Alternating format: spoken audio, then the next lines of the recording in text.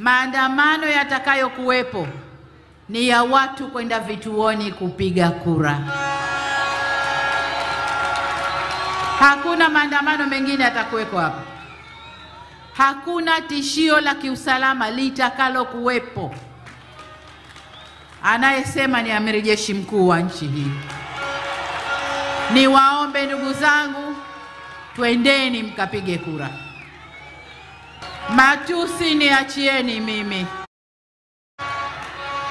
na yabeba kwa niaba yenu. Manabii wetu, Bwana Yesu alisulubiwa kwa kukomboa watu kwa amri ya Mungu, lakini alikuwa anafanya kazi ya watu. Nabii Muhammad alipigwa mpaka akatolewa meno kwa kufanya kazi ya kukomboa watu kwa amri ya Mwenyezi Mungu. Samia Suluhu aliapa kuitumikia Tanzania, na ndicho ninachokifanya. Niliapa kuilinda nchi, na ndicho ninachokifanya.